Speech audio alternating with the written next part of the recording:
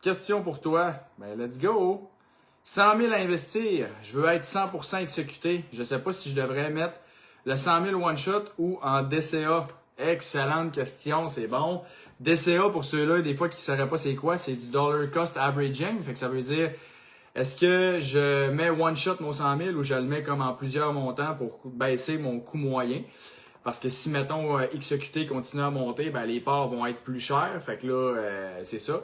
Puis à l'inverse, s'ils descendent, ben là, je vais l'acheter à moins cher. Fait que normalement, ça s'appelle le lump sum investing versus le dollar cost averaging. Si tu vas regarder, mettons, toutes les statistiques qui existent pas mal là-dessus, puis les études, puis tout ça, le lump sum investing, ça veut dire le mettre le plus tôt possible et la grande majorité du temps, la meilleure solution strictement financièrement et mathématiquement parlant.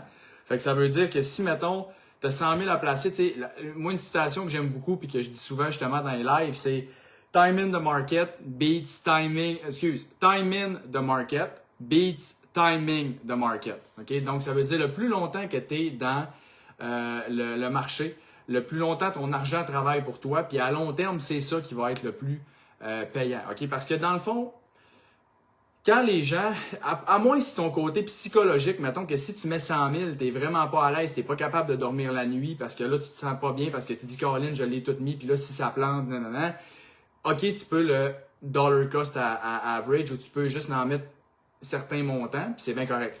Mais, normalement, tu te fermes les yeux, tu l'investis, puis tu te casses pas la tête avec ça, puis si tu l'investis pour 10, 15, 20 ans, tu sais, c'est comme, ça va faire la job, ok? Parce que quand tu regardes, mettons, en 2008, ok, une des plus grosses crises de l'histoire, quelqu'un qui a investi juste avant la crise, quelqu'un qui a investi, mettons, pendant la crise, quelqu'un qui a investi au plus creux, mettons, si tu regardes, là, puis tu check les charts, ben oui, sur un an, ça change quand même de quoi d'avoir investi, mettons, juste avant ou au plus bas, mettons, ou dans le milieu. Mais sur 17 ans, parce que tu étais là les 16 autres années qui ont suivi, ben genre, en bout de ligne, ça change vraiment pas grand-chose. Fait que c'est pour ça que, normalement, tu te casses pas la tête. Si tu l'investis pour 10, 15, 20 ans, tu le mets le plus tôt possible, puis ça va bien aller. Okay? C'est comme tu le laisses juste travailler parce que le danger, mettons, de le mettre petit peu par petit peu, c'est que là, tu vas probablement essayer d'anticiper les marchés. Fait que genre là, tu vas mettre, mettons, tu mets 25 000. Là, tu vas arriver un petit peu plus tard, tu vas peut-être mettre, là, les marchés, ça va être insécure. Là, tu vas dire, ah, je vais attendre un peu. Là, finalement, ça va continuer de monter. Là, tu vas dire, ah, Caroline, j'aurais dû le mettre. Là, tu vas mettre un autre 25 000. Puis là, ça va baisser. Ah, Caroline, j'aurais dû attendre. Nanana. Puis là, tu es tout le temps comme en train de te battre contre ça. Puis là, c'est ça qui est dur, comme de tout le temps. Tu sais, timing market, c'est pratiquement impossible. Fait que comme je te dis, à moins que le côté psychologique de la chose fait en sorte que tu as vraiment le goût de... dans le fond, tu n'es vraiment pas capable de dire je mets 100 000 parce que sinon je me sens vraiment pas bien. OK, c'est correct, vas-y tranquillement. L'important, c'est de l'injecter, mais injecter peut-être maximum sur un an. Pour pas que tu sois, mettons, 3 ans avec ton argent dans ton compte et qu'il fait rien, tu comprends? Fait que c'est vraiment juste ça. Au pire, tu te mets une limite, tu te dis, gars, j'en mets à chaque 3 mois, peu importe le marché, il est à combien, je le mets puis j'en mets un montant. Fait que ça peut être correct. Mais moi, je suis un gros fan du lump sum investing. Fait que tu fais ce que tu veux, mais c'est ça. OK? J'espère que ça répond à ta question. Good. Après ça, on va remonter. J'hésite entre placer 5 000 dans mon CELI ou REER ou 5 000 de Palantir ou RBC, BMO. Ben, dans le fond, tu pourrais mettre 5 000 de Palantir ou RBC, mais à l'intérieur de ton CELI ou de ton REER, dans le fond. Fait que c'est comme... Je comprends pas ta question parce que tu pourrais détenir les titres que tu me parlais là dans ton CELI ou dans ton REER. Fait que la question, c'est pas les titres que tu vas détenir, c'est dans quoi tu l'investis, le CELI ou le REER, c'est quoi qui est le mieux. Puis là, c'est au niveau fiscal, ça dépend de ta situation. Mais au pire, repose-moi ta question plus bas, je vais retourner, là, mais comme tu pourrais détenir ces titres-là sans problème dans ton CELI ou dans ton REER. Là, un empêche pas l'autre. 50% VFV, 50% VDY, horizon long terme, plus ou moins 25 DCA chaque semaine, qu'en penses-tu? Ben écoute, Mathieu, c'est pas compliqué, là. Je veux dire, ce que tu as dit là, des fonds de Vanguard, puis tout, des fonds indiciels sur le long terme, puis tu te casses pas la tête, tu laisses ça travailler sur 20-25 ans. Je veux dire, toutes les statistiques sont là pour montrer que pour la grande majorité des gens, c'est la meilleure façon d'obtenir sa juste part du marché à long terme. Puis, fait que c'est sûr et certain que si c'est pour 20-25 ans puis tu te casses pas la tête, ça peut être excellent là, ce que tu me dis là. Le but, c'est d'avoir un portefeuille qui est pas compliqué, puis que tu laisses travailler, puis que tout se fait tout seul. C'est vraiment ça la clé. La simplicité, c'est la clé. C'est ça qui va te permettre de passer à l'action, puis en bout de ligne, d'avoir des meilleurs résultats à long terme. Quand la complexité, c'est l'ennemi de l'action. Fait que des fois, il y a des gens qui essayent de rendre les choses trop complexes parce qu'ils pensent que la simplicité ou qu'un portefeuille juste de 1 ou 2, 3 fonds ETL ou même juste un XEQT, par exemple, c'est trop simple. C'est comme, non, c'est justement, c'est des produits qui ont été créés pour que ça soit simple parce que c'est, à long terme, la simplicité, c'est la clé. Fait que c'est comme, les seuls gagnants à ce que ça soit complexe, c'est l'industrie de la finance. Pour que les gens pensent qu'ils ont absolument besoin des spécialistes dans le domaine de la finance, puis qu'ils ont absolument besoin d'eux autres pour faire des rendements parce que c'est tellement compliqué, mais non, ça peut vraiment être simple la finance, puis dans ton portefeuille, si c'est 50-50, très simple de même, t'investis pour 20 ans, ça pourrait être correct. Techniquement, quelqu'un, ça pourrait être 100% VFV, puis ça serait bien correct aussi. Sur le long terme, s'il y a confiance en l'économie américaine, ça pourrait être excellent aussi de détenir ça. Là. Fait qu'historiquement, ça a été excellent d'être en majeure partie US. Fait que le plus simple, souvent, le mieux pour la grande majorité des gens. Que me conseilles-tu côté placement? J'ai une rencontre avec mon comptable dans quelques mois pour placement des sommes accumulées dans ma compagnie. Il veut me proposer un groupe conseiller pour placement dans achat de produits versus placer avec compagnie qui t'offre un produit exemple d'assurance vie. Écoute, là, c'est sûr que pour répondre à ça, c'est difficile parce qu'il me manque des données. J'ai pas, ça dépend de ta situation, ça dépend de plusieurs choses. Puis, tu sais, normalement, ce que je dis tout le temps avec les produits d'assurance, c'est que tu prends ça quand tu es vraiment maximisé partout. Donc, REER, CELI, régime épargne-études, toutes tes dettes sont remboursées, puis vraiment que tu veux maximiser ta succession, puis c'est un objectif important pour toi. Fait que si c'est le cas, c'est comme fine, tu peux y aller avec ça. Mais sinon, les produits d'assurance, ça vient comme à la fin la plupart du temps. Parce que les produits de placement sur le long terme vont être plus payants quand, justement, encore une fois, que tu te casses pas la tête, mettons des fonds indiciels ou des choses comme ça, que ben des produits d'assurance qui ont justement des plus gros frais, donc qui viennent gruger une plus grosse partie du rendement. Puis tout ça. Fait que l'assurance, c'est vraiment bon si tu veux maximiser ta succession puis en laisser le plus possible.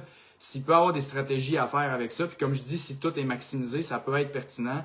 Mais c'est ça. Fait que là, écoute, j'ai pas plus de détails sur ton dossier. Fait que malheureusement, je peux pas aller plus loin. Mais je te dirais, check tes affaires comme il faut, puis assure-toi que tout est fait au niveau fiscal puis que tout est maximisé avant d'aller dans des produits d'assurance.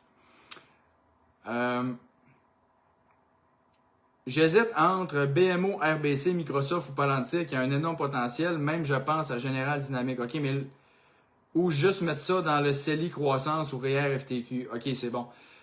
Ben, dans le fond, encore une fois, le plus simple, le mieux c'est. Fait que moi, je suis pas vraiment, tu sais, un gars qui va triper sur le stock picking puis sur le day trading encore moins parce que la plupart des gens sur le long terme ne feront pas mieux que des simples fonds indiciels. Je répète tout le temps ça, mais c'est parce que toutes les statistiques le démontrent. Fait que ça veut dire que si la grande majorité des gens, la grande majorité de leur placement, c'est mettons, des fonds indiciels puis des produits pas compliqués, ben je veux dire, puis qui se gardent peut-être une petite partie pour stock piquer ou acheter des actions qu'ils aiment vraiment, puis des compagnies en lesquelles ils croient puis qu'ils veulent en détenir plus, OK, fine. Mais je pense que de faire mettons, d'avoir la majeure partie de ton portefeuille en actions individuelles sur le long terme, je pense pas que c'est une bonne option pour la grande majorité des gens.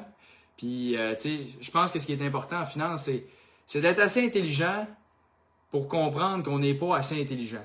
Fait que la plupart des gens pensent qu'ils sont plus intelligents que ce qu'ils sont, puis c'est là qu'ils sont coqués, qui achètent des actions en pensant qu'ils sont des génies, puis que finalement, sur 15 ans plus tard, ils vont se dire « Ah ben Caroline, un fonds indiciel, ça aurait été mieux que tout ce que j'ai fait dans les 15 dernières années. » Mais ils savent juste 15 ans plus tard. C'est ça qui est plat. Fait que, bref, tes actions individuelles, encore une fois, je connais pas ton portefeuille, mais si à long terme, ce qui te donne les meilleures probabilités d'avoir les meilleurs rendements, c'est vraiment d'avoir des portefeuilles, des fonds indiciels que tu te casses pas la tête, puis that's it. Fait que si les actions que tu aimes là, si tu veux les acheter, c'est libre à toi. Moi, je suis pas là pour te dire achète ou vends ou achète pas ça ou achète ça. C'est pas mon mandat. Mais comme je te dis, à long terme, la simplicité, c'est souvent la clé. Que penses-tu de la drop de l'or aujourd'hui? C'est du bruit. Je veux dire, moi, le aujourd'hui ou de v'là 2 semaines ou de 6 mois, je m'en sac pas mal. Dans le sens que moi, j'ai investi pour 30 ans. Fait que ce qui arrive aujourd'hui, ça m'affecte pas.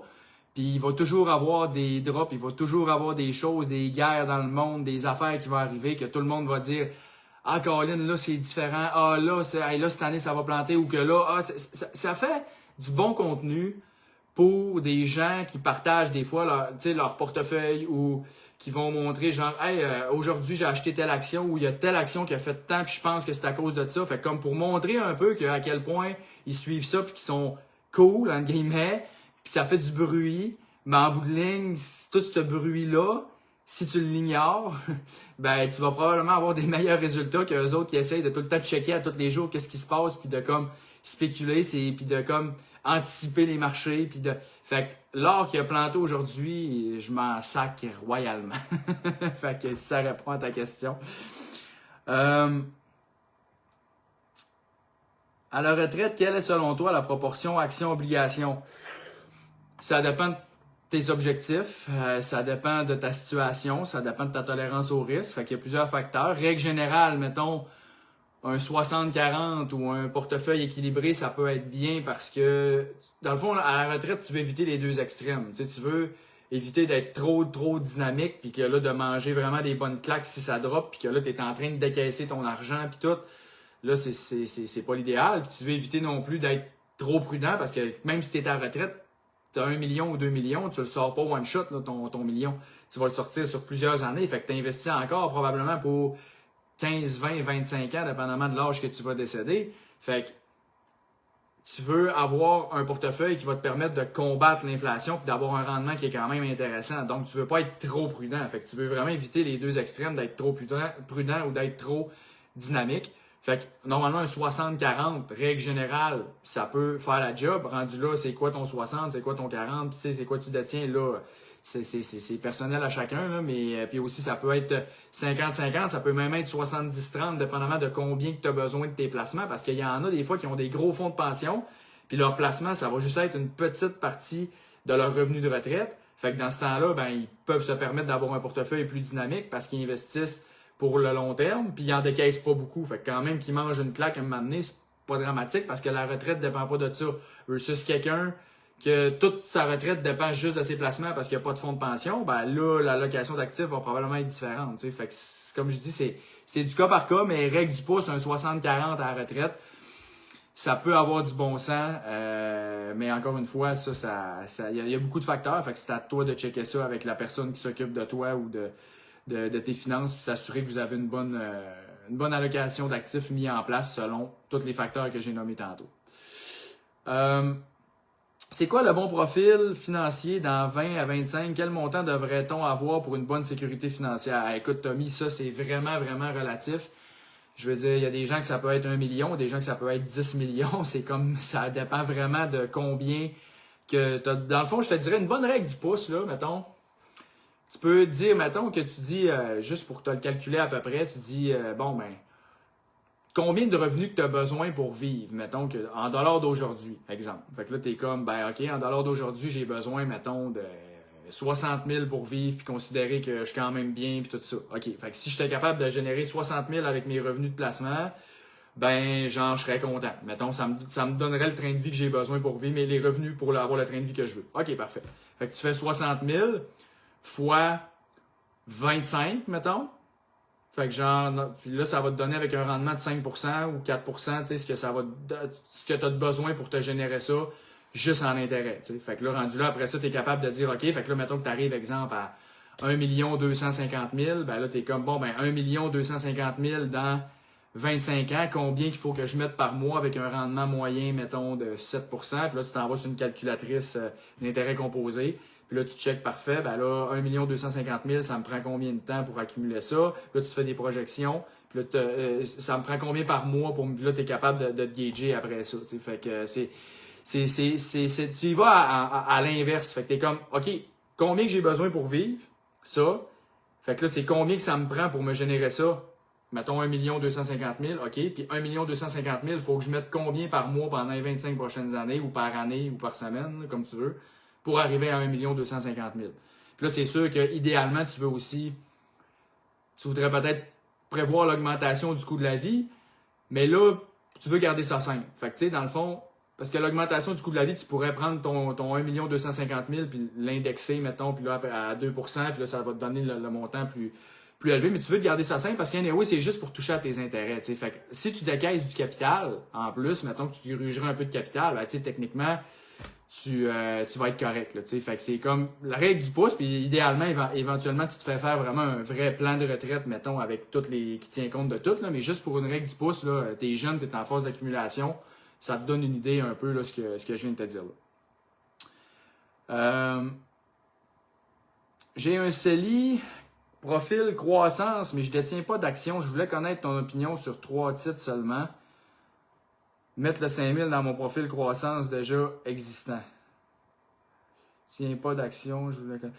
Ben, ton profil croissance, ça dépend. T'sais, si c'est des fonds communs de placement dans des institutions traditionnelles, ça dépend qu'est-ce que tu as en retour au niveau du rendement, au niveau du service, puis tout, parce que tu payes des frais pour ça. Fait que c'est comme, bon, ben, OK, mais autrement dit, tant qu'à acheter des actions individuelles, oui, tu es peut-être mieux, mettons, d'acheter des fonds, mais tant qu'à acheter des fonds communs, ben, tu es peut-être mieux d'acheter des FNB indiciels. Mettons, tu comprends, ça dépend de ce que tu veux, puis de ta situation, puis si ça te tente de gérer tes affaires par toi-même. Mais, comme je te dis, j'irais plus vers plus le style fonds, que ce soit un fonds commun ou un FNB, au lieu d'avoir des actions individuelles, parce que le stock picking, je le répète, sur le long terme, la plupart des gens feront pas mieux que des produits comme des fonds communs ou des FNB indiciels à long terme en faisant eux-mêmes du stock picking et en achetant eux-mêmes leurs propres actions. Fait que je le répète, si tu achètes juste une petite partie de ton portefeuille toi-même, tu veux pour t'amuser, fine. Mais si tu mets la grande majorité de ton argent dans du stock picking puis que tu dis je mise tout mon avenir financier sur mes capacités de choisir les bonnes actions, c'est quand même un bon guess à prendre. La plupart des gens n'auront pas les skills de faire ça sur le long terme et d'avoir des performances incroyables. C'est juste la réalité. Quand on regarde toutes les statistiques, je veux dire, tout l'indique. OK? Fait que merci Fred, en 4 ans, je suis vraiment pas déçu à date. Mais super, tant mieux Mathieu, continue de même. J'ai un portefeuille diversifié avec Desjardins, mais frais élevés avec un portefeuille avec Dynas serait une meilleure option. Ben écoute, encore une fois, c'est sûr que dans les institutions traditionnelles, c'est pas compliqué.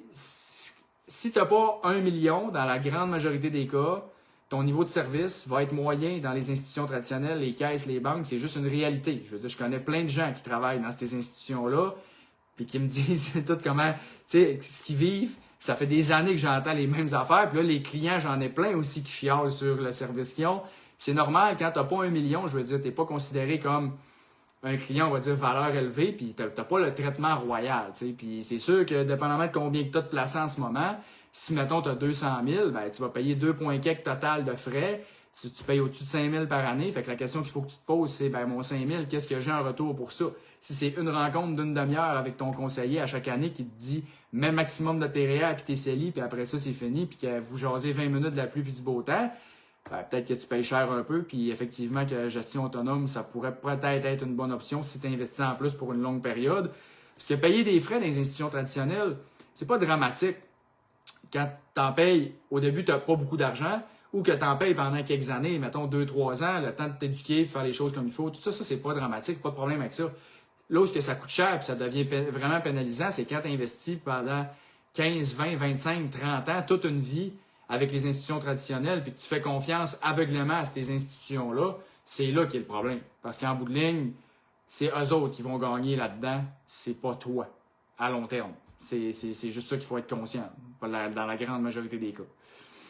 À 59 ans, retraité, trop tard pour investir dans des FNB? Si oui, quel véhicule serait idéal? REER, CELI complet, le reste en non enregistré.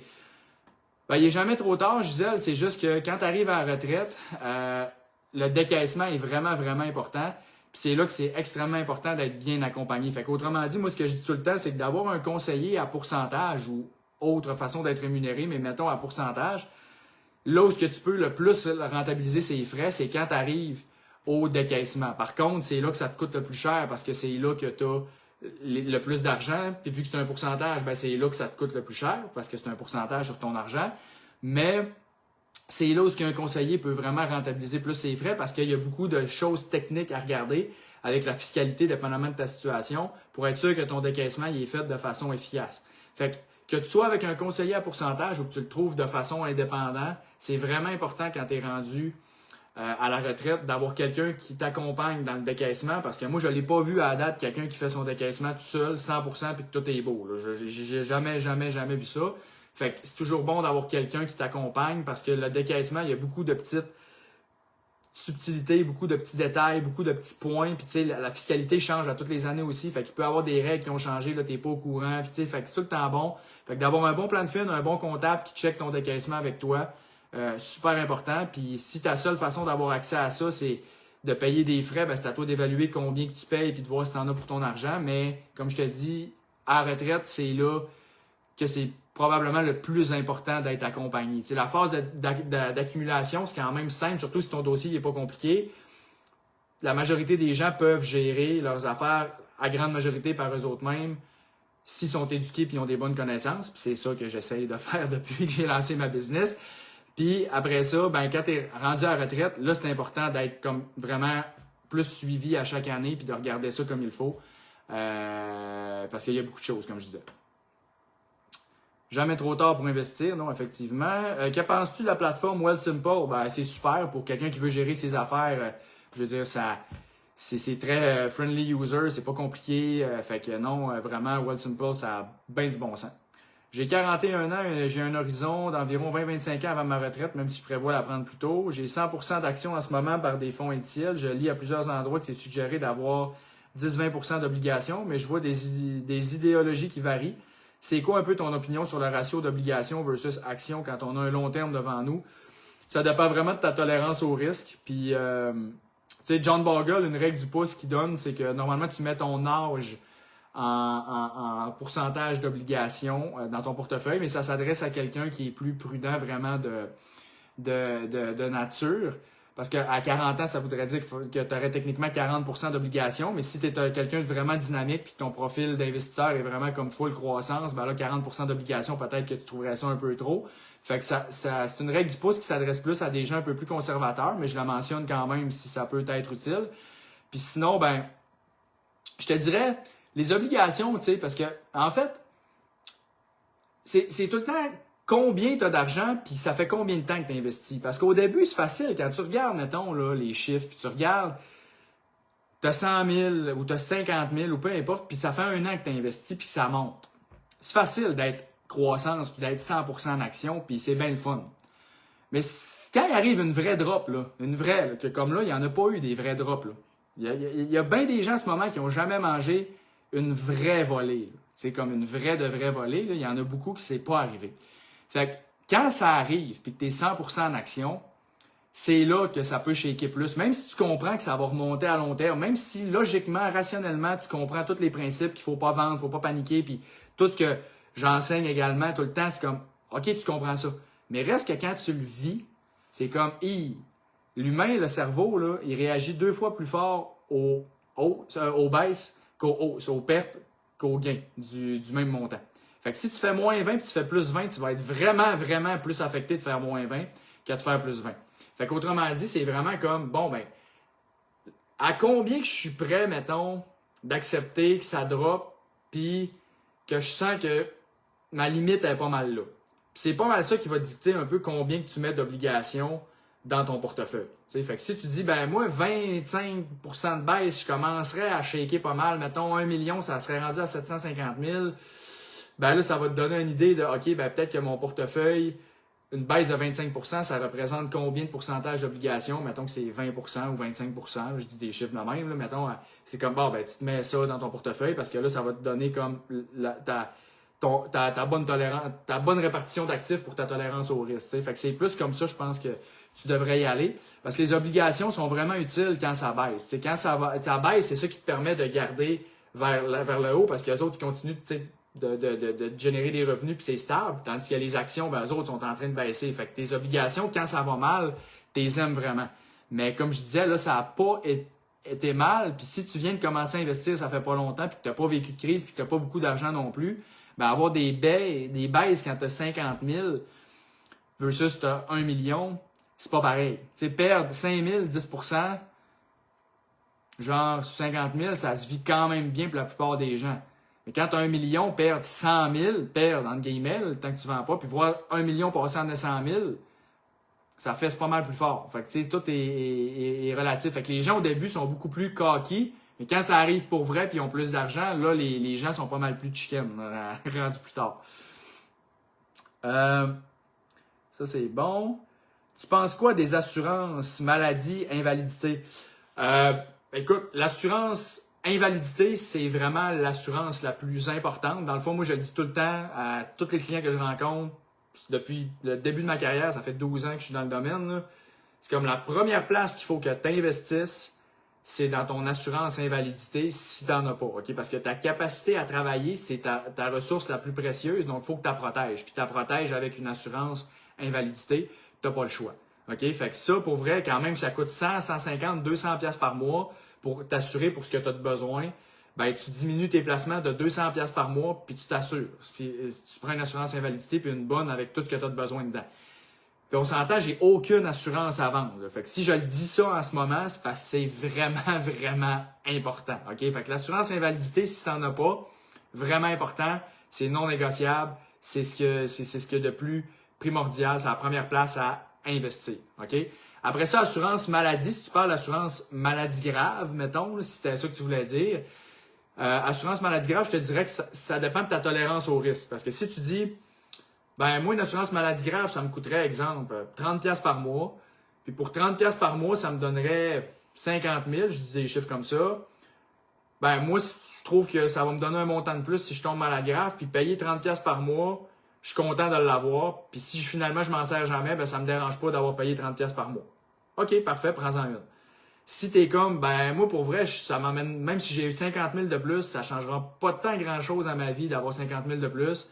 Puis payer 30$ par mois pour ça, on dirait que ça me fait suer, j'ai pas le goût, puis non. Ben, OK, c'est comme si toi t'es à l'aise avec le fait que si ça t'arrive, t'auras pas ce 50 000-là, puis t'es bien avec ça, ça t'appartient. Okay? Mais c'est plus une question de tolérance au risque. Puis une assurance maladie grave ne remplace jamais une assurance invalidité ou une assurance salaire. Okay? L'assurance invalidité / salaire, c'est la base, c'est la plus importante. Puis l'assurance maladie grave, ça peut être bon d'en avoir dans certaines situations, mais comme je te dis, c'est comme un complément de plus si tu as le goût de l'avoir, que ça peut être pertinent. Puis si t'es, comme je te dis, que t'es à l'aise avec ta tolérance au risque et que tu n'en veux pas, ben ça t'appartient. Il faut juste que tu sois conscient. Puis normalement, un bon conseiller en sécurité financière, ben, il va être capable de te montrer justement comme si tu ne l'as pas, ben voici ce qui peut arriver, puis nanana. Puis là, ben après ça, c'est à toi d'évaluer ce que tu veux prendre comme décision suite à l'information qu'il va te donner. Pour Wealthsimple, je l'utilise depuis un mois et c'est très bien, surtout simple.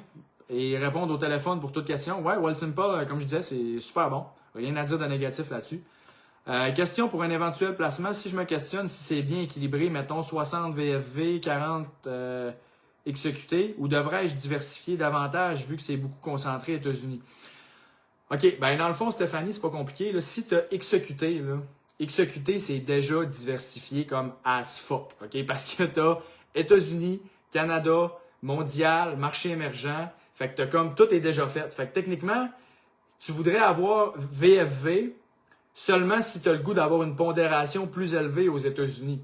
Puis que c'est ça que tu as le goût. Mais techniquement, tu pourrais avoir juste XEQT. Puis tout est déjà fait. Fait que ça, c'est déjà diversifié. C'est comme si tu avais au-dessus de 1000 compagnies dans lesquelles tu investissais quand tu achètes XEQT. Tout se rééquilibre tout seul. Tu es dans tous les secteurs d'activité. Puis tes frais sont le plus bas possible. Fait que pour vrai, pour la grande majorité des gens, des portefeuilles à répartition d'actifs qu'on appelle dans le style XEQT ou VEQT, pour la grande majorité des gens qui investissent à long terme, 10, 15, 20 ans et plus, c'est le meilleur genre de produit qu'ils peuvent avoir. Tu fais rien, ça rapporte des bons rendements parce que tes coûts sont bas, puis en plus, ben, ça te donne le rendement du marché. Merci, bonsoir, t'es parti pour la gloire avec ça. L'important, c'est juste de laisser l'argent travailler. Fait que, dans ton cas, tu pourrais juste avoir exécuté puis tu fais ce que tu veux. Évidemment, ce n'est pas une recommandation de placement, c'est de l'éducation, mais tu pourrais juste avoir exécuté puis tu serais très bien diversifié. Fait que l'erreur qu'il ne faut pas faire, c'est « Ah, j'ai juste exécuté ».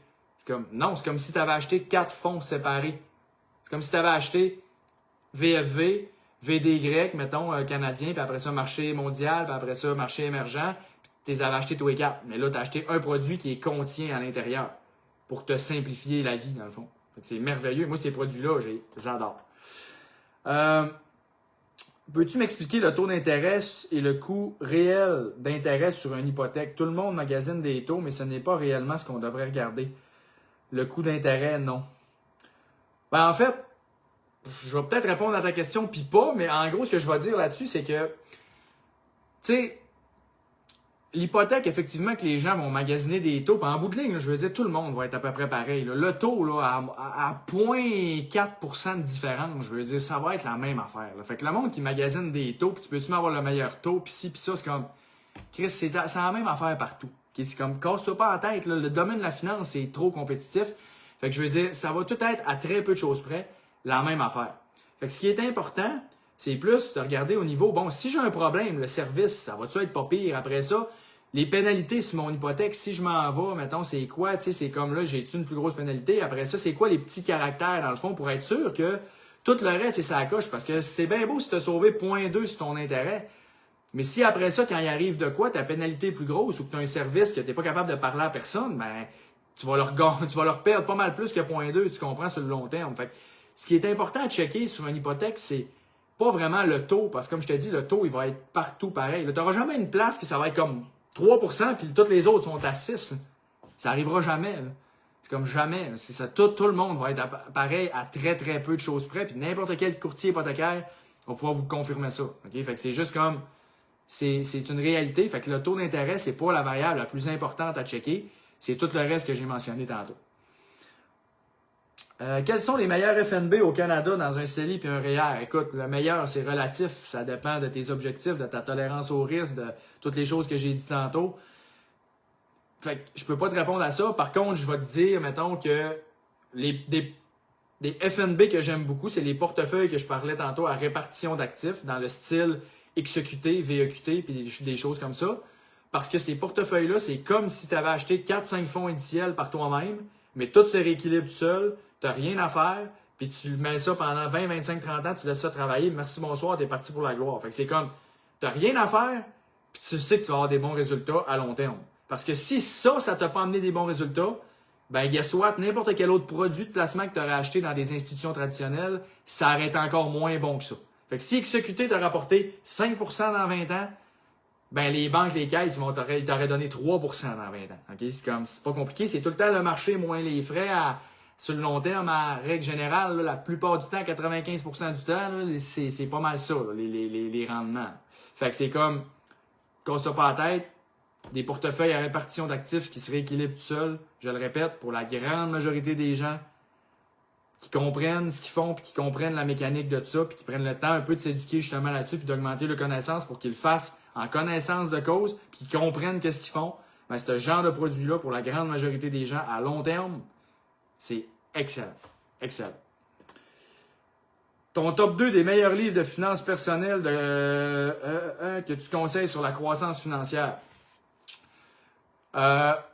Écoute, il y en a plusieurs. J'en ai vraiment lu énormément des livres de finances, puis il y en a beaucoup de bons. Je te dirais, ça dépend t'es rendu aussi dans ton stade, là, puis c'est quoi que tu as besoin. Je vais te donner un top 3, on va te gâter, puis dans un des 3 que je vais te donner, là, il y en a 3.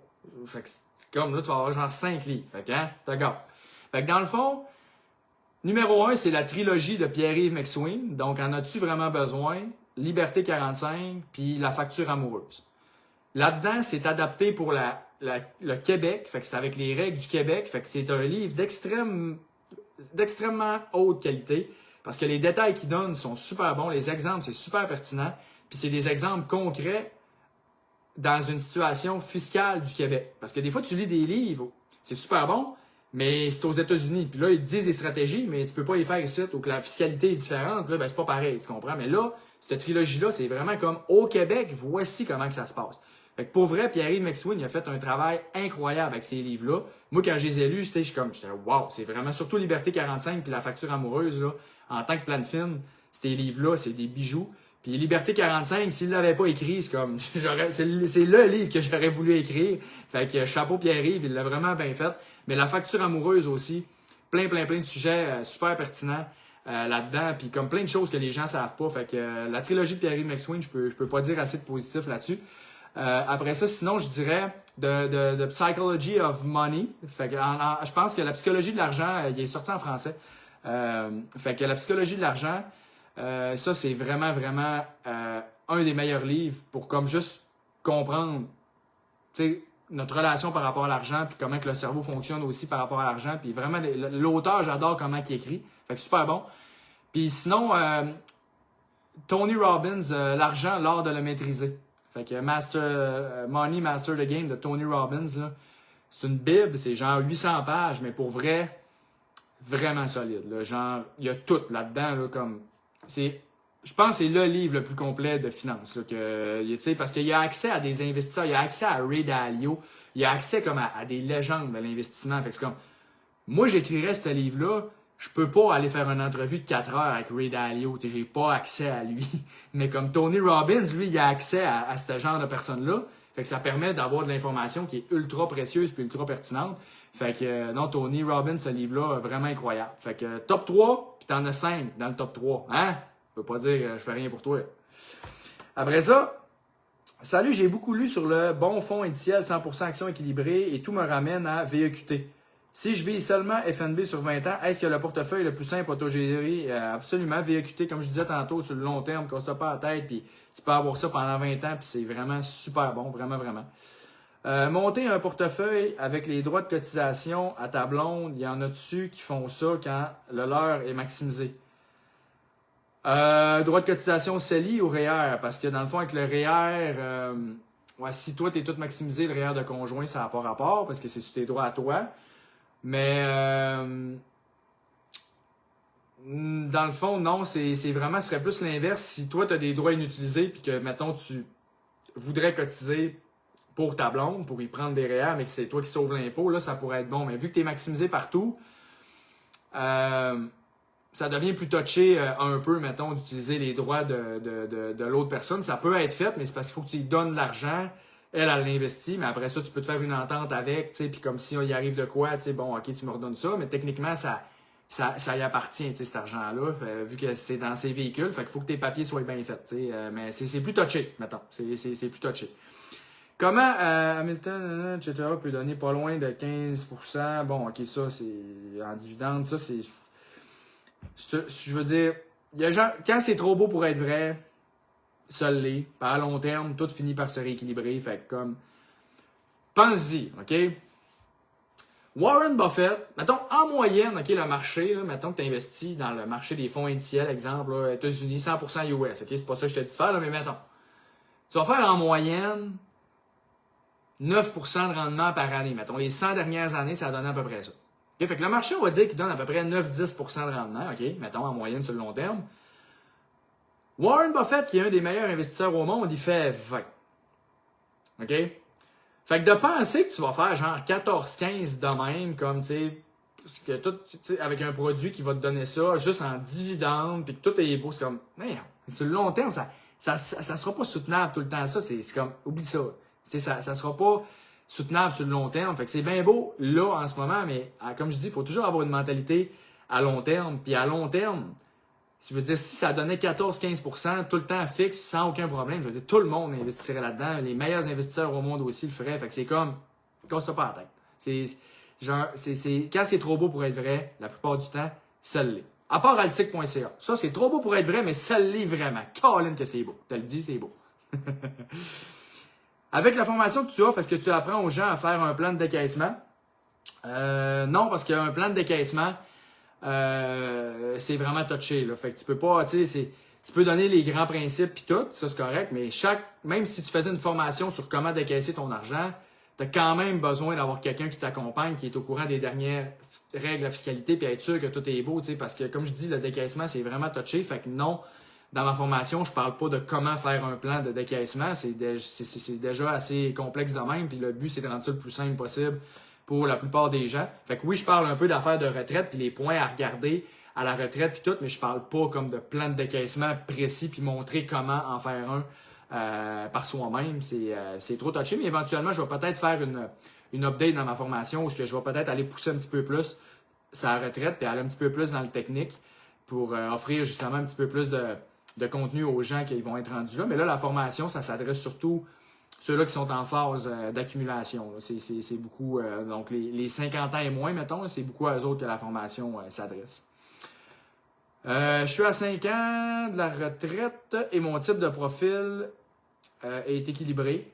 Ok, ça c'était par rapport, ok, meilleur FNB. Ouais, ben, écoute, si ton profil est équilibré, ben, tu peux trouver des portefeuilles à répartition d'actifs équilibrés, aller faire tes propres recherches, puis juger de qu'est-ce qui serait le mieux pour toi. Mais portefeuille à répartition d'actifs, c'est le terme clé pour que tu puisses commencer à faire tes recherches, puis t'éduquer là-dessus, puis aller faire tes analyses de ce genre de produits-là.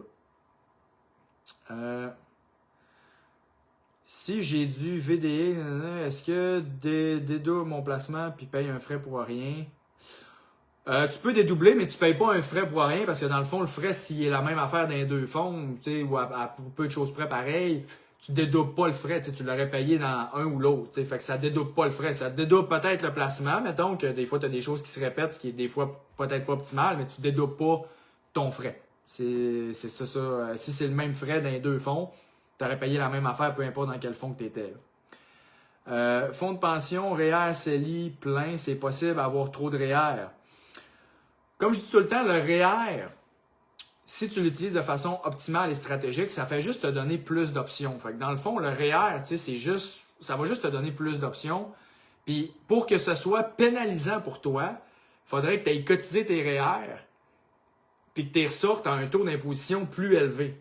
Fait que faudrait vraiment que tu aies mal planifié tes affaires pour que ça arrive. T'sais, les gens qui vont chialer contre les REER, souvent, c'est des gens qui connaissent pas trop ça, puis qui ont l'impression qu'ils payent plus d'impôts que ce qu'ils ont sauvé, mais alors que souvent, c'est pas le cas. Ou c'est des gens qui sont vraiment pas stratégiques, puis qui ont pris des REER au mauvais moment, puis qui les ont sortis au mauvais moment. Mais normalement, quelqu'un qui sait optimiser ses affaires, le REER, ça va juste te donner plus d'options. Fait que non, tu peux pas vraiment avoir trop de REER, à moins que tu aies vraiment pas été stratégique et que tu aies vraiment mal planifié tes choses.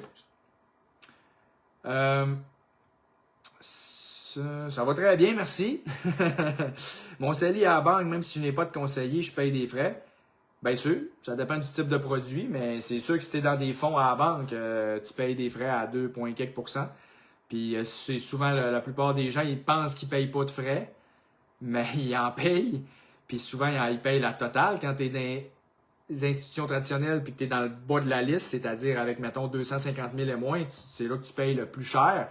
En dollars, non, parce que tu as moins d'argent, mais en pourcentage, c'est là que tu payes le plus, techniquement. Puis souvent, c'est là que tu en as le moins pour ton argent parce que le niveau de conseil est très limité dans la plupart des institutions traditionnelles. Je veux dire, leur taux de roulement de personnel est très élevé. Ils ont des conseillers qui sont là un an, ils sont changés après. Puis c'est comme les conseillers, les clients, ils rencontrent des conseillers nouveaux à chaque année quasiment. Il y en a qui changent 3 fois de conseiller en 2 ans.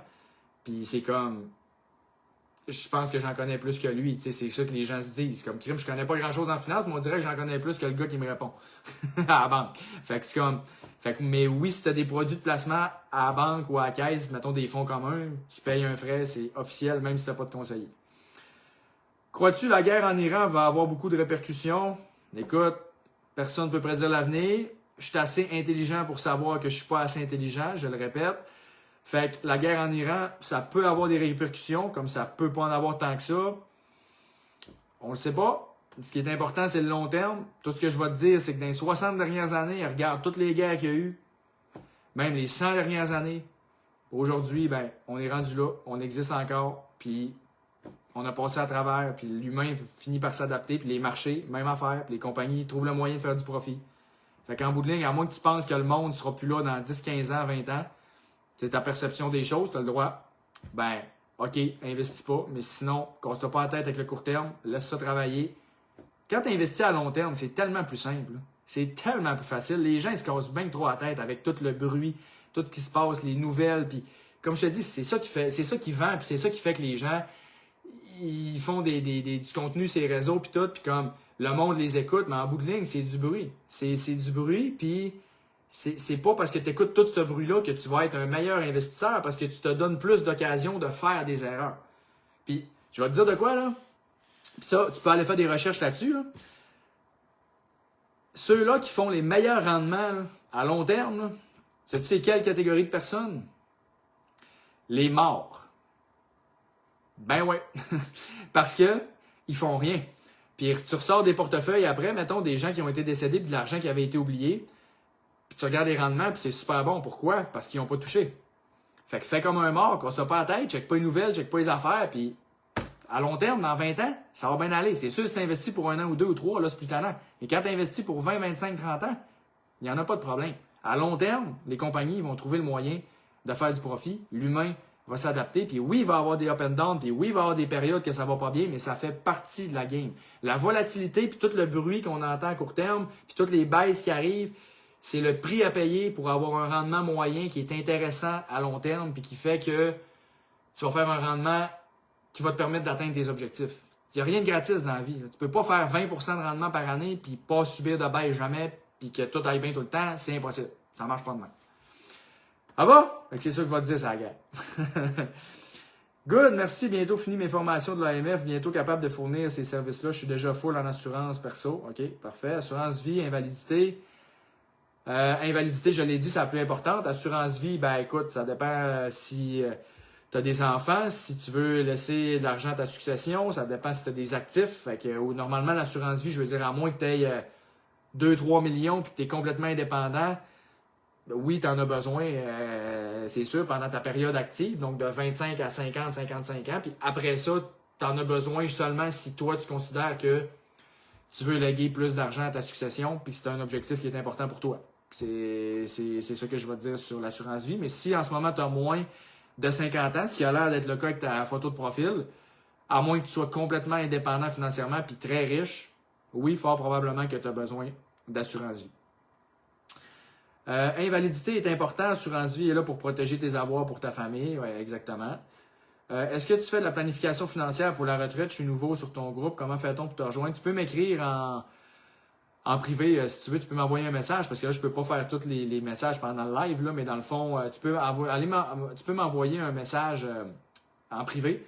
Puis après ça, on pourra s'appeler un petit 5-10 minutes. Puis je pourrai évaluer avec toi si je peux être la bonne personne pour toi, dépendamment de ce que tu recherches. Si c'est le cas, tant mieux. Puis sinon, ben, je pourrais te dire qui pourrait t'aider ou quel genre de professionnel qui pourrait t'aider selon ce que tu recherches. Fait que tu as juste à m'écrire, puis on va se parler 5 minutes, puis je vais te dire ça. On fait plaisir. Salut Fred, avec le contexte géopolitique actuel, j'entends de plus en plus parler du concept de monnaie centralisée. Sais-tu ce que ça pourrait signifier pour les placements en actions du type SP500? Je le répète, c'est tout du bruit. À long terme, faut pas trop se casser la tête. Et, je veux dire, les résultats, c'est tout ce qui est arrivé dans l'histoire. Il y a tout le temps eu des moments où hey, ça, c'est jamais arrivé. Ou ça, hey, ça, c'est différent. Ou ça, ou ça, ou ça. Puis finalement, ben, on avance tout le temps. Fait encore une fois, si tu investis pour le long terme, casse-toi pas trop la tête. C'est tout ce que je vais dire là-dessus. Je recommande le podcast Finances fondamentales. Tu connais sûrement Fred. Oui, je connais. Écoute, tout ce qui est podcast ou des choses, tous les gens qui parlent de finances, puis qui, je veux dire, qui sont compétents, tu sais, il y en a plein. Puis aujourd'hui, l'accès à l'information, c'est pas le problème. Fait que comme tout ce que vous pouvez avoir accès comme information, tu sais, écoutez-le. L'important, le problème aujourd'hui, c'est comme je mentionne justement dans mes vidéos promo que je fais pour la formation, puis tout, c'est que c'est pas l'accès à l'information le problème, parce qu'il y a plein d'informations de qualité partout. C'est de trier l'information, puis de garder la bonne, puis de dire, bon, ben, qui que j'écoute, puis c'est quelle information qui est bonne. Parce que le problème avec toute l'information qu'on a aujourd'hui, c'est que tu vas écouter quelqu'un, tu vas dire, crème, ça a du sens ce qu'il dit. Le lendemain, tu vas écouter quelqu'un d'autre, il va dire complètement l'inverse, mais tu vas dire, crème, ça a du sens aussi ce qu'il dit. Là, t'es comme, ben là, lequel j'écoute, puis là, finalement, tu peux te retrouver plus mêlé qu'il y a d'autres choses. Puis c'est ça le danger aujourd'hui. C'est pas l'accès à l'information, c'est la quantité d'informations, d'être capable de la filtrer, de bien la sélectionner. C'est ça qui est important aujourd'hui, puis c'est ça le problème. C'est qu'on a tellement accès à beaucoup d'informations que les gens, finalement, ils finissent encore plus mélangés. Puis moi, tous les gens qui m'écrivent, là, puis qui ont fait des consultations des fois, ou tu sais, juste des fois, ils me posent des questions au téléphone, puis on genre 10-15 minutes, c'est tout le temps comme... Ils ont entendu quelque chose, puis là, ils veulent le valider, ou c'est comme crime, je pensais ça, mais il y a quelqu'un que j'ai entendu ses réseaux, puis là, fait que là, ça fait que le monde sont vraiment mêlés. C'est comme, oui, c'est le fun, l'accès à l'information, mais c'est un couteau à deux tranchants. C'est vraiment un couteau à deux tranchants. Fait que moi, j'encourage les gens à s'éduquer ces sujets, mais assure-toi de développer ta pensée critique, puis d'aller chercher de la bonne information, puis d'aller valider aussi les informations que tu entends, puis pas juste faire confiance comme à n'importe qui, puis à n'importe quoi, puis moi inclus. Fait que je veux dire, c'est libre à toi d'aller tout revalider ce que je dis également. Je suis pas mieux qu'un autre. Fait que dans le sens que c'est important d'avoir une pensée critique. C'est vraiment un skill qui est super, super important. Que penses-tu des FNB de type swap base pour un retraité en placement? Écoute, je te dirais un peu compliqué pour pas grand-chose. Moi, tu as le résumé simple, mais je connais pas toute ta situation, ok? Fait que j'irai pas plus loin là-dedans à cause de ça, j'ai pas tous les détails. T'as peu, là, je suis rendu où, là? T'as peu. Que penses-tu des FNB de type swap base? Ça, c'est ok, c'est beau.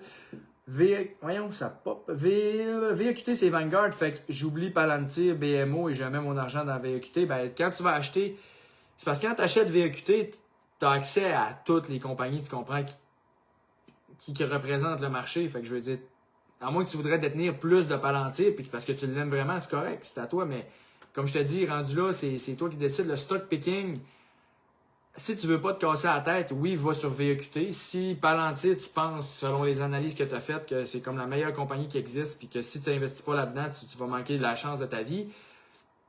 Encore une fois, quand tu mets ses émotions, c'est probablement pas la meilleure des options, mais en tout cas, rendu là, ça t'appartient. Fait que c'est comme, va dans Palantir si c'est ce que tu penses qui est le mieux. Mais si tu veux pas te casser la tête, oui, VEQT, excellent pour le long terme. Buffett, son argent est dans les entreprises dont les gens sont dépendants. Oui, exactement. Il a compris comment ça marche. Puis quand tu achètes du SP500, VEQT, ces affaires-là, ben guess what? Toi aussi, tu es dans ce genre d'entreprise-là. Ben oui. Comment savoir combien prendre de REER et de CELI? Est-ce que c'est selon le salaire? Qu'est-ce qu'on priorise? Oui, absolument, c'est selon le salaire, dans le fond. Fait que règle du pouce, OK? Si tu gagnes 60 000 et plus, tu peux prioriser le REER parce que ton taux d'imposition est à 37 36 Fait que là, ça veut dire que si tu es stratégique et éventuellement que tu sors tes REER, ben, tu devrais avoir des bonnes chances de les sortir et que ça te coûte moins que 36 à sortir. Si tu gagnes moins de 60 000, là, tu es mieux de prioriser le CELI parce que si tu prends des REER et que tu gagnes, supposons, 50 000, ben là, tu vas juste sauver 26 d'impôts. Fait que quand tu vas sortir tes REER éventuellement, ça va être plus difficile de payer moins que 26 d'impôts. Donc, tu es mieux de garder tes REER pour plus tard. Puis surtout, si tu gagnes 45 50 000, ben, tu sais, si tu es jeune en plus, ben, probablement que tes revenus vont augmenter avec le temps, éventuellement, tu sais. Fait que c'est comme, tu peux garder tes droits REER pour plus tard. Fait que tu cotises dans ton CELI, puis éventuellement, quand tu gagnes plus d'argent, tu pognes ton CELI, puis tu le switches en REER après quand tu as des revenus qui sont plus élevés quand tu es rendu plus tard dans ta vie. Fait que c'est comme ça qu'on y va, règle générale. Par contre, la seule exception que je vais dire, que je mentionne souvent, si tu as des enfants, les REER pourraient être, dans le fond, prendre des REER quand tu gagnes 60 000 ou 55 000. Mettons, tu prends 10, 15, 20 000 de REER quand tu gagnes ces salaires-là, puis tu as des enfants. Mettons que tu serais monoparental, exemple, puis que tu as de l'argent dans ton CELI. Ben, ça pourrait être le plus avantageux pour toi de prendre 20 000 de REER, puis tes REER, autrement dit, ne seront jamais plus payants que ça, parce que quand tu inclus le retour d'impôt, puis tu inclus les allocations qui augmentent, les crédits d'impôt qui va te faire, que tu vas te faire donner, puis tout le côté socio-fiscal de la chose, les crédits socio-fiscaux qu'on appelle, là, puis tu mets ça dans l'équation, ben ton REER, il peut te faire sauver l'équivalent de 50, 55, 60% d'impôts quand tu prends tout ça en considération. Fait que même si tu gagnais 1 million par année, tu ne paieras jamais plus de taux marginal d'impôt que 53%. Fait que ça veut dire que tes REER ne pourront jamais être plus payants que quand tu as des enfants, puis de diminuer ton revenu familial pour aller booster tout ce que je te disais tantôt. Fait que c'est la seule exception que prendre des REER quand tu as des plus petits revenus peut vraiment être vraiment payant. Sinon, quand tu gagnes, si tu n'as pas d'enfants, tu attends de gagner plus, puis c'est ça. Puis dans le fond, ça, l'affaire que je viens de dire avec les enfants, tu peux le faire valider avec ton comptable ou avec un bon plan de fin ou avec la personne qui s'occupe de toi pour tes finances, mais de vérifier à chaque année, bon, y a-tu de quoi à faire, puis je suis comme je suis mieux de prendre des REER, puis si je prends des REER, qu'est-ce que ça a comme impact, puis tu te le fais comme un peu simuler, puis tu vas le voir. Ça fait comme je te dis, un plan de fin ou un bon comptable peut te faire ça sans problème. Bon, je t'ai rendu. Je fais un salaire d'environ 40 000, mais monoparental, je cotise dans tout, REER, CELI, CELIAP, FNB, mais je ne maximise rien fiscalement. Quelle serait la meilleure stratégie? OK, ben premièrement, good job si tu cotises dans tout ça, puis que tu gagnes 40 000, puis tu réussis à trouver le moyen de cotiser, c'est excellent. Fait que super. En plus, monoparental, écoute, pour vrai, t'as tout mon respect, vraiment, là. Écoute, admirable, vraiment. Fait que, fiscalement, à 40 000, je te dirais que ça serait à valider avec ton comptable qui pourrait te dire vraiment comme ben voici le sweet spot qu'il faut que tu aies de salaire annuel pour aller maximiser tout. Si tu gagnes 40 000, tu es déjà pas mal dans le sweet spot. D'après moi, il t'en reste pas tant gros à prendre, mettons, dans le REER pour dire que ça vaut vraiment la peine. Fait que peut-être un 3 à 5 000 de REER vite de même qui pourrait peut-être être correct. Puis après ça, sinon le reste, ben, c'est dans le régime épargne-études si tu as des enfants, évidemment. Ça va être la chose à maximiser, c'est sûr, en premier. Fait que dans le fond, REER, à vérifier avec ton comptable si ça te permet d'aller booster, comme je disais tantôt, des crédits, des allocations, puis tout le kit. Puis après ça, c'est régime épargne-études. Le régime épargne-études, c'est 30% de rendement garanti. Écoute, il n'y a pas un placement qui te donne ça. Là. Fait que je veux dire, c'est ça le top. Fait que REER, régime épargne-études, puis si tu aurais encore de l'argent à investir, ben là, tu pourrais aller dans le CELIAP si tu prévois acheter une maison éventuellement. Là, ça dépend de ta situation. Là. Mais mettons, avec ce que tu me dis là, vite de même, REER, REE, tes deux premiers choix à mettre en premier. Avec la baisse qu'il y a eu avec le Bitcoin, crois-tu que c'est un bon moment pour en acheter? Ça dépend de toi. Si tu crois à la crypto à long terme et que tu dis dans 10-15 ans, je pense que le Bitcoin, ça va être encore bon, ben oui, tu peux en acheter si tu juges que le prix va être plus haut que 60 quelques mille en ce moment. Fait que c'est comme, vas-y, ça t'appartient, c'est vraiment ta décision. Je veux dire, moi, je peux pas savoir qu'est-ce que le Bitcoin va faire. Personne ne peut le savoir. C'est à toi d'évaluer. C'est comme, je pense-tu que le Bitcoin, dans 10 ans, va être à plus que ça? Puis si la réponse est oui, je pense qu'il va être plus élevé que ça, puis tu juges que c'est ça, ben écoute, ça t'appartient, c'est ton choix. Fait que c'est tout ce que je vais dire là-dessus. 47 ans et je commence à investir sérieusement, même si on sait tous que je suis en retard. Tu conseilles quoi et combien pour commencer? Conseille quoi? Ça dépend. C'est tout le temps le stifi de réponse en finance. Ça dépend. C'est ça qui est plate dans les Q&A. Je peux pas aller trop en profondeur parce que quelqu'un ne peut pas me mettre sa situation toute détaillée dans un commentaire. C'est normal. Fait que le quoi, ça dépend. Le combien pour commencer, ça, je peux te répondre. Par exemple, gros minimum, 10% de ton revenu, c'est la règle du pouce. Fait que 10% de ton revenu brut. Fait que si tu gagnes, mettons, 100 000 par année, mets au moins 10 000 par année de côté, minimum. Puis étant donné que tu as 47 ans, puis tu l'as dit, tu es en retard, pour reprendre tes propres mots, ben, si tu es capable de mettre 15, 20, 25%, tant mieux. Comme, mets le plus que tu peux mettre.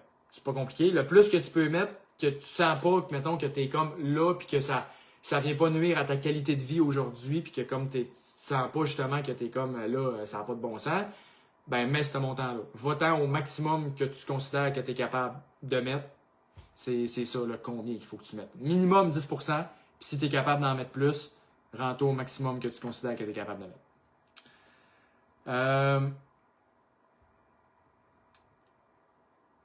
Que penses-tu d'emprunter 50 000 pour maximiser son CELI, même si je paye des intérêts sur l'emprunt? Le 50 000 du CELI va augmenter avec le temps. Très bonne question, puis je suis content que tu poses sur le CELI, parce que dans le fond, moi, la seule fois que je vais dire à quelqu'un d'emprunter pour investir, à l'exception, mettons, d'une dette pour une entreprise ou une dette pour de l'immobilier, on va exclure ça, Mettons, la seule fois que je vais dire à quelqu'un d'emprunter pour investir, ça va être pour du rattrapage REER puis REE. Parce que là, c'est du rendement garanti, parce que là, tu sauves l'impôt, que tu réinvestis le retour d'impôt. Puis là, mettons, tu peux même le mettre dans le régime épargne-études, tu vas te chercher 30% de rendement sur cet argent-là. Fait que quand tu calcules tout, au final, ton rendement, c'est pas mal plus élevé que ce que tu payes en intérêt sur, mettons, une marge hypothécaire à 4-5%. Puis là, ça vaut vraiment la peine parce que c'est du rendement garanti, c'est pas du peut-être. Dans le cas du CELI, le problème, c'est que si ta marge te coûte 4-5%, il faut que ton CELI fasse 7, 8, 9 pour que ça vaille la peine. Puis là, combien de temps tu vas investir? Parce que si tu investis pour 15-20 ans, OK, peut-être ça va te rapporter plus. Fait que là, il faut quand même que tu dises, bon, mais je suis à l'aise d'avoir cette dette-là. Ça, c'est la première chose.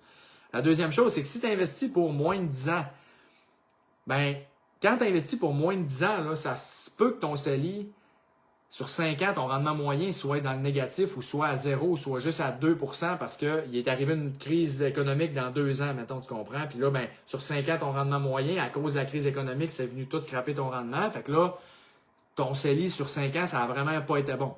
Fait que là, tu aurais fait 5% de rendement garanti en n'empruntant pas, tu comprends, ou en remboursant ta marge.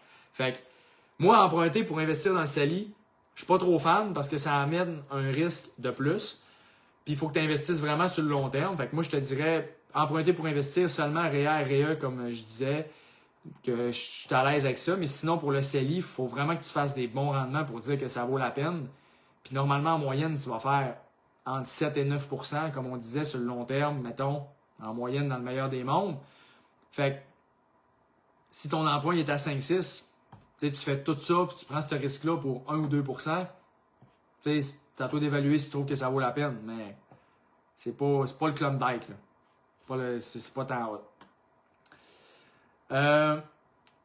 Très risqué d'emprunter pour investir. Ouais, exact, ça dépend, comme on vient de dire, ce que tu fais aussi, puis tout, là, mais moi, je suis pas fan d'emprunter pour investir, sauf pour les exceptions que je disais tantôt. Puis évidemment, pour de l'immobilier et des choses comme ça, ça peut avoir sa place aussi là, quand tu es stratégique et tu sais ce que tu fais. Le Bitcoin, ça a l'air tellement beau, mais je ne trosse pas ça. Comment ça peut prendre de la valeur alors que le nombre de Bitcoin est limité? Ben, c'est justement ça qui fait que ça prend de la valeur, mais encore là, le Bitcoin, je veux dire, c'est spéculatif en ce moment. Puis il y a 2 écoles de pensée, puis je veux dire, encore une fois, personne ne peut prédire l'avenir, fait que ça peut être bon comme ça peut être vraiment pas bon à long terme. Fait que rendu là, c'est à toi de t'éduquer là-dessus puis de dire, ben, je fais-tu partie de ceux qui y croient, je fais-tu partie de ceux qui y croient pas. Puis après ça, si tu y crois et tu penses vraiment que c'est bon, ben, c'est à toi de juger combien que tu veux mettre là-dedans. Mais je pense que de garder comme l'optique que c'est quand même un produit de placement spéculatif.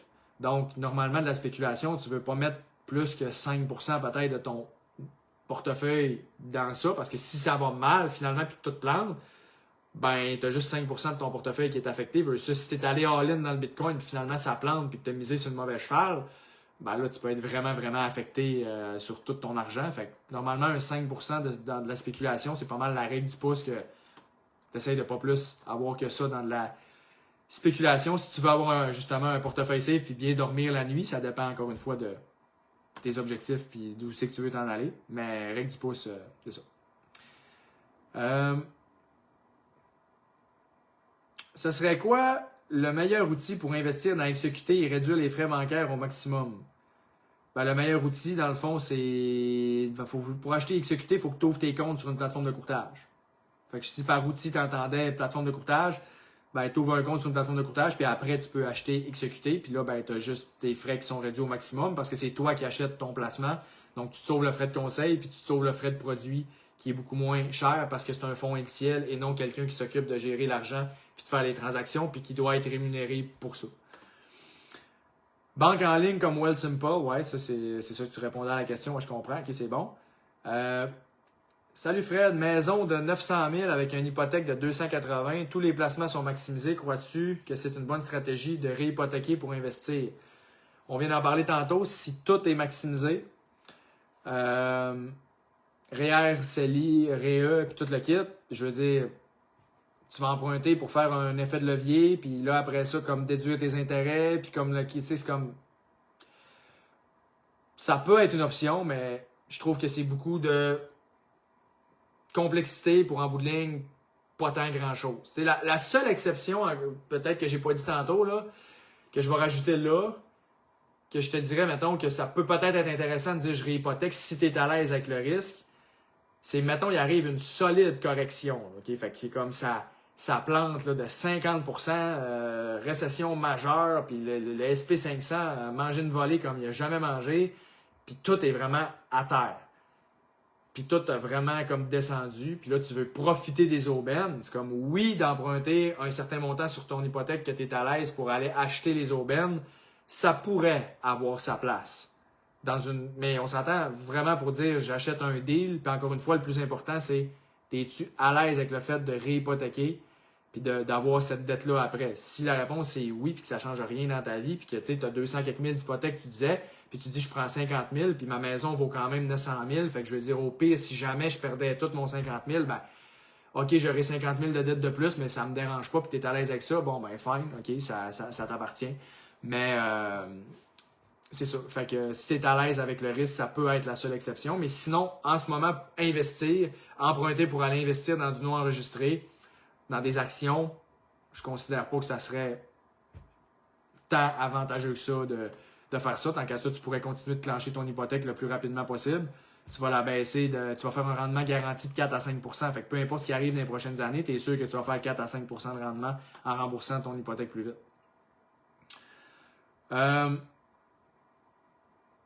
Ça, c'est beau. Avec un reg-up, est-ce important de maximiser ses REER à chaque année? Ben, avec un reg-up, dans le fond, comme je disais tantôt, quand tu as des REER, que tu aies un fonds de pension ou pas, un REER va juste te donner plus d'options plus tard. Parce que des fois, l'erreur que les gens font, c'est qu'ils disent « Ah, j'ai un fonds de pension, puis mes REER, je vais automatiquement les décaisser en même temps que mon fonds de pension. » Mais c'est comme, t'as peu, là. Ton fonds de pension, là, t'es capable, t'es pas obligé de décaisser tes REER en même temps, là. Ça peut être très stratégique de dire « Ok, je vais arrêter, dans le fond, je vais me prendre des années sabbatiques, je ne déclencherai pas mon fonds de pension tout de suite, puis je vais décaisser mes REER pendant ce temps-là, dépendamment de c'est quoi ta situation, tes objectifs, puis tout ça, évidemment. Là, mais je te donne un exemple, mettons, facile. C'est juste comme, tu pourrais sortir tes REER dans des années où ton taux d'imposition va être très bas parce que tu vas t'arranger pour qu'il soit très bas parce que tu as des investissements puis que ton fonds de pension n'est pas encore en train de te payer, tu comprends? Fait que c'est comme, oui, même si tu as un reg-up, maximiser tes REER, ça peut être très bon parce que, comme je te dis, ça va te donner plus d'options. Puis en plus, quand tu as un reg-up, ben, par défaut, tu n'accumules pas tant que ça de droits REER parce que ton fonds de pension vient gruger une bonne partie de ce que tu peux mettre en REER. C'est ton facteur d'équivalence, dans le fond. Puis, tu vas peut-être accumuler juste 2-3 000 par année que tu peux mettre en REER. Fait que c'est facile à mettre. Puis, c'est comme ça sera pas tant game changer que ça. Tu n'auras pas 500 000 en REER si tu as un fonds de pension de la reg-up. Tu pourras pas cotiser tant que ça dedans. Fait que c'est ça. À moins que tu fasses vraiment de l'over à ta job et que là, ton fonds de pension il est pas comptabilisé sur l'over. Mais on parle, mettons, cas classique. Pas d'over, rien. La reg-up, tu n'accumuleras pas beaucoup de droits REER.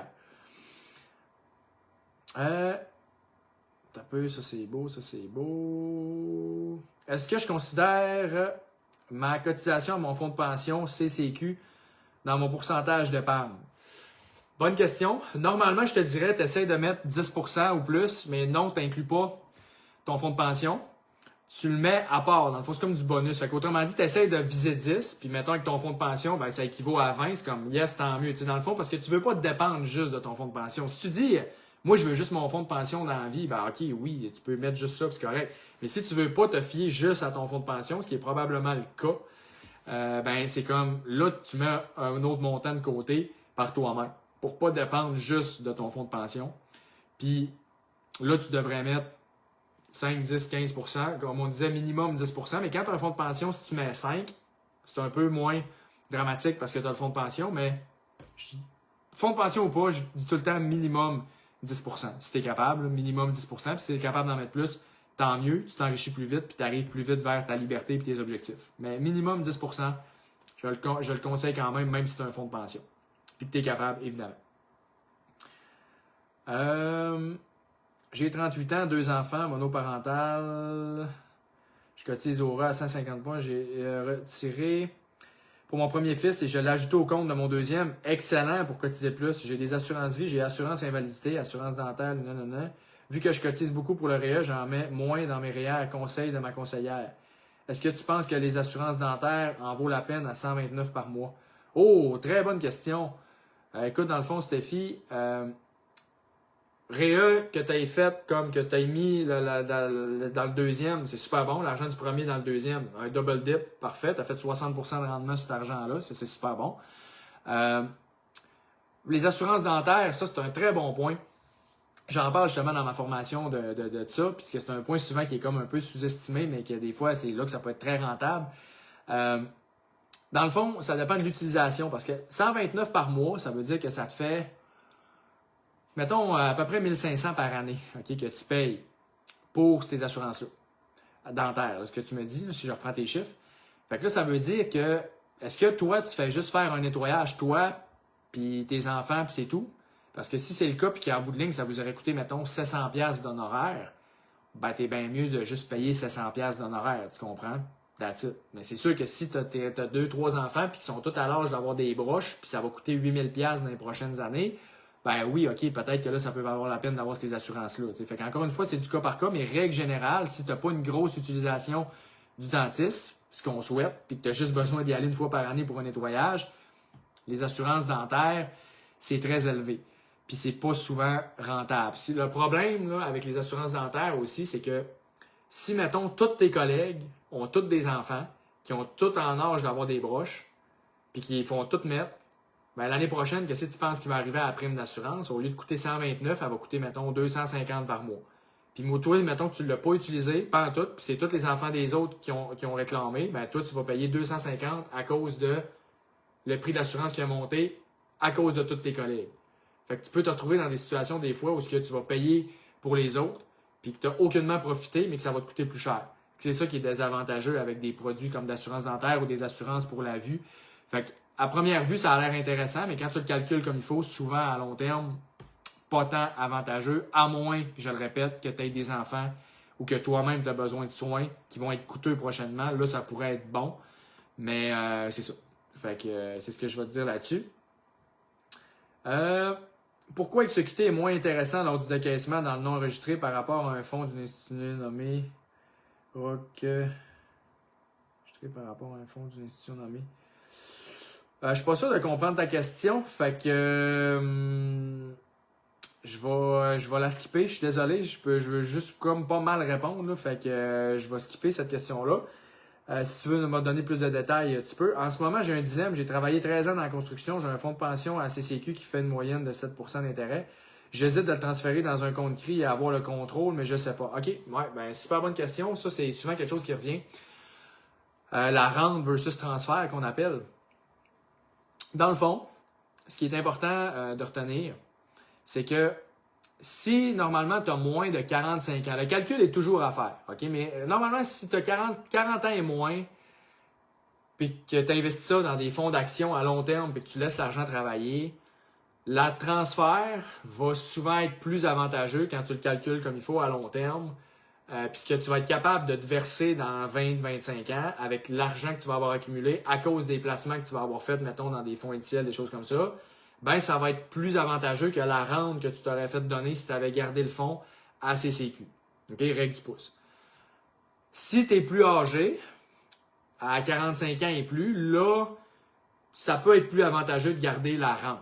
OK? Ça peut être plus avantageux de garder la rente, mais peu importe l'âge que tu as, il faut tout le temps que tu fasses le calcul. OK? Parce que ça dépend de ton profil d'investisseur, ça dépend dans quoi tu vas l'investir, ça dépend de plusieurs facteurs.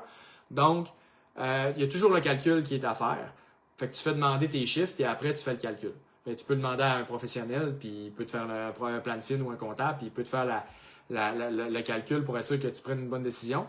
Mais c'est ça. Fait que règle générale, si tu es plus jeune, ben, vu que tu as plus de temps devant de toi, la rente peut être vraiment intéressante.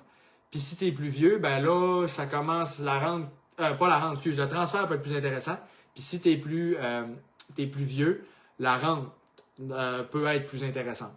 Puis le calcul, comme je le disais, est toujours à faire. Puis l'autre chose aussi, pour la transfert, ce qui est intéressant, c'est que ta succession, parce que dans le fond, c'est plus malléable. Okay? C'est parce que l'avantage, mettons que toi, tu en as deux quand tu transfères la rente, à part du fait que tu peux avoir plus d'argent, c'est que tu as également plus de contrôle. Parce que quand tu vas décaisser ton argent, si tu veux en décaisser plus les premières années de ta retraite, tu peux, c'est toi qui le gères.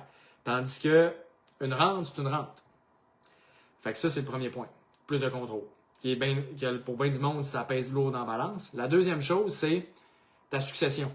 Si tu décèdes, mettons, à 62 ans, puis que tu avais un pot d'1 million qui est rendu, mettons, ton fonds de pension, puis tout, ben là, ta succession va avoir ça. Tandis que si tu avais une rente, ben ta rente, si, mettons, tu n'as pas de conjoint rendu là, puis tu décèdes, ben c'est comme, il n'y a plus personne que ça, tu comprends? Fait que là, ta succession est beaucoup désavantagée. Fait que là aussi, ça dépend, bon, tu veux-tu laisser de l'argent? Ta succession, c'est-tu comme un enjeu pour toi? Fait qu'il y a ça aussi. Puis aussi, ben là, c'est sûr que là, tu sais pas l'âge que tu vas décéder. Fait que c'est sûr que si tu décèdes à court terme, la rente, le transfert va avoir été plus payant si c'est 1 million, mais c'est sûr que si tu décèdes à 95 ans puis que tu avais eu une rente, mettons, là, ça aurait pu être intéressant parce que tu as la sécurité. Mais comme je viens de dire, tous ces facteurs-là font en sorte qu'il faut que tu prennes tout ça en considération pour prendre une bonne décision. Mais comme je dis, si tu es jeune et que tu aimes plus la latitude, ben normalement le transfert va être une bonne option si tu le fais travailler dans des fonds indiciels puis tu te casses pas la tête avec ça puis ton rendement moyen sur le long terme va être quand même intéressant. OK? C'est ça que je vais te dire là-dessus. Ça c'est beau, ça c'est beau. Je suis rendu où? Là, ça repop quand il y a des commentaires. Ça... ok, je suis rendu où? Ok, c'est beau. 45 ans, est-il trop tard pour investir dans un REER? Non. Il n'est jamais trop tard, bon, et surtout jamais trop tôt. Mais non, clairement, à 45 ans, je veux dire, il y en a plein que j'ai rencontrés qui ont commencé dans la quarantaine à investir. Fait que non, il n'est pas trop tard. Ça dépend évidemment de ta situation, mais le REER, oui, ça peut être une excellente option. Puis, encore une fois, commence le plus tôt possible. Tu ne seras jamais moins jeune qu'aujourd'hui. Fait que le meilleur temps pour investir, ça ne sera jamais un meilleur temps qu'aujourd'hui. C'est aussi simple que ça. Travailler, ça va te faire un beau pactole. Ouais, ben c'est ça, exact. Il te reste 25 ans à travailler, comme Marc-Olivier l'a dit. Merci pour ta réponse. C'était pour moi, mes deux fils, et on n'y va pas souvent. Donc, en gros, peut-être l'enlever, le cotiser ailleurs, exactement. En plein ça, tu enlèves ta assurance-là, puis tu prends ton argent, puis tu fais d'autres choses avec. Ça va être plus payant pour toi, absolument. L'horizon de placement n'est pas 65 ans, mais 85 ou 90 ans. Il existe des placements permettant de faire du rendement dépassé 65 ans. Oui, absolument. Il y a des placements, c'est pas parce que tu as 65 que tu fais plus de rendement. Tu peux détenir les mêmes placements que quand tu étais plus jeune, il n'y a pas de problème. Il n'y a rien qui peut changer si c'est ce que la personne veut. Selon ton expérience, tu suggères quelle plateforme à utiliser pour un débutant dans l'investissement autonome? Plateforme de ton institution financière où tu as ton compte chèque. Ils ont déjà toutes tes informations. Fait que mettons que tu es avec Desjardins, tu peux ouvrir Disnat. Si tu es avec Banque Nationale, tu peux aller sur BNCD. Puis tu vas linker ton compte chèque, puis ça va juste être comme... Tout va être plus simple parce que tu as déjà toutes tes infos là-bas. Fait que, that's it. L'institution où tu as ton compte chèque, tu prends la plateforme de courtage là-bas, puis d'une institution à l'autre, d'une plateforme à l'autre, c'est pratiquement toute la même chose. Rendu là, c'est une question de préférence pour certains, mais en bout de ligne, tu peux tout faire la même affaire qui est acheter des fonds que tu veux par toi-même, puis that's it. Je le sais que la rente vaut la peine si je vis jusqu'à 90 ans, mais ça m'étonnerait que je me rende là. un gars optimiste, ce Ben. Un gars optimiste. Mais et on le sait pas, comme je te dis, on le sait pas. Mais aussi, même si tu te rends à 90, mais que tu as 1 million et que tu es capable de te verser une plus grosse rente que, tu sais, comme je disais, si tu es jeune, aujourd'hui, ben ça va valoir la peine d'avoir pris le transfert pareil. Là, parce que tu vas être capable de te verser une plus grosse rente à vie que ce que la CCQ t'aurait donné, mettons, si tu l'avais laissé là. Fait que ça peut être super avantageux de transférer pareil. Comme je te dis, ce qui est le plus important, c'est combien tu as de temps en avant de toi. Puis surtout, fais sortir tes chiffres officiels pour pouvoir le calculer, pour après ça pouvoir te convaincre et dire OK, crème. Tu sais, comme moi je l'ai fait avec un client à un moment donné, c'est comme bon ben. Pour que ça revienne au même, là, pas que tu sois pénalisé, que ça revienne au même, il faudrait que tu fasses genre 2,5% de rendement dans les 20 prochaines années, mettons. Il faudrait que ça aille vraiment mal pour que tu sois au même, puis que tu arrives en dessous, il faudrait que ça aille encore plus mal. Il faudrait que tes fonds y aient donné 2,5, ça n'a pas de bon sens, ça n'arrivera pas. Fait que tu sais, c'est comme là, quand tu te calcules de même, là, ça te convainc après de dire OK, crime. C'est pas gênant parce que là, c'est comme crime. C'est impossible quasiment que je fasse moins. Donc là, tu peux le faire, puis ton move, puis tu es beaucoup plus confiant parce que tu l'as vu concrètement que, OK, les chiffres étaient là pour te backer. Donne un type de distribution qui vient réduire le coût de placement.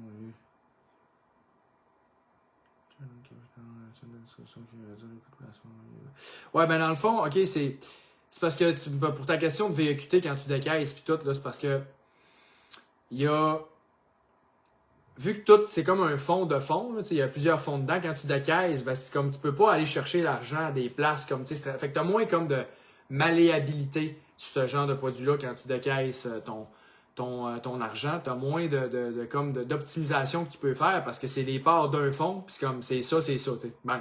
Tandis que si tu as plusieurs fonds individuels ou d'autres produits, ben là, tu es capable de plus aller sélectionner c'est où tu sors ton argent. Fait que des fois, ça peut être plus avantageux au niveau de la fiscalité. Par contre, dans ta phase d'accumulation, si tu investis dans ce genre de fonds-là, ben en bout de ligne, mettons que c'est un petit peu moins avantageux quand tu le décaisses, ben ça peut quand même avoir été plus avantageux à cause du rendement. Fait que il y a tout ça qui est à prendre en considération. Fait qu'il y a tout le avant puis le après également. Mais si c'était ça que tu voulais dire, oui, effectivement, quand tu décaisses ton argent dans un portefeuille comme style VEQT, au niveau fiscal, des fois, ça peut être moins avantageux à cause que c'est un fonds puis tu peux pas aller choisir où c'est que tu sors ton argent. On ne sait jamais, l'espérance de vie va augmenter avec l'intelligence artificielle, absolument. Mais pour vrai, en ce moment, quelqu'un qui a 35 ans et moins, les chances qu'il vive jusqu'à 100 ans et plus en relativement bonne santé sont quand même pas pires. Puis plus ça va aller normalement, plus ça va augmenter, cette statistique-là. Fait que non, effectivement, là, c'est l'espérance de vie, il faut commencer à le calculer plus sur 100 ans. Puis ça, c'est quelque chose qui est difficile à croire, puis les gens à mettre en perspective, mais c'est ça. Là. Il y a peut-être éventuellement des gens qui vont avoir été plus de temps à la retraite qu'à travailler, que d'être dans le marché du travail. Il y en a que ça va être ça.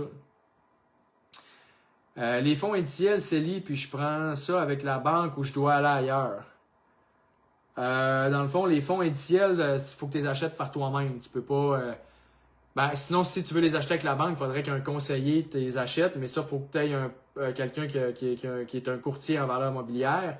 Puis ça, normalement, ça te prend 500 000 et plus pour avoir accès à quelqu'un qui a ce titre-là, puis qui peut acheter des fonds indiciels, mais en plus, tu paierais un honoraire d'à peu près 1% sur ces fonds-là que tu peux acheter par toi-même. Fait que si tu veux les acheter, il faut que tu les achètes sur une plateforme de courtage, comme on disait tantôt. Ça peut être le Banque nationale, Disnap, BMO, courtage direct, ça peut être Wealthsimple. Donc, toutes ces plateformes-là peuvent faire en sorte que tu es capable d'acheter tes fonds que tu me parles là. J'ai 45 et je me rends compte que je mets beaucoup d'énergie sur le présent, mais la stratégie de décaissement est autant importante. C'est une deuxième planification à elle, selon moi, absolument.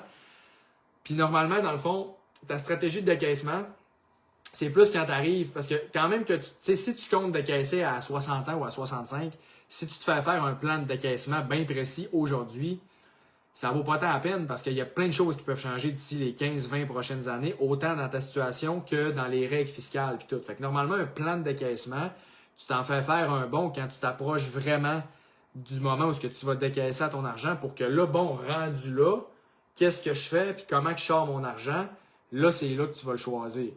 Mais si tu le fais faire 20 ans avant, il y a plein de choses qui vont changer. Donc, ce qui est important, c'est que ta stratégie de phase d'accumulation soit bonne, puis que ta stratégie de décaissement soit bonne, mais que ta stratégie de décaissement, ta fasse quand tu es rendu vraiment plus proche de commencer à décaisser ton argent.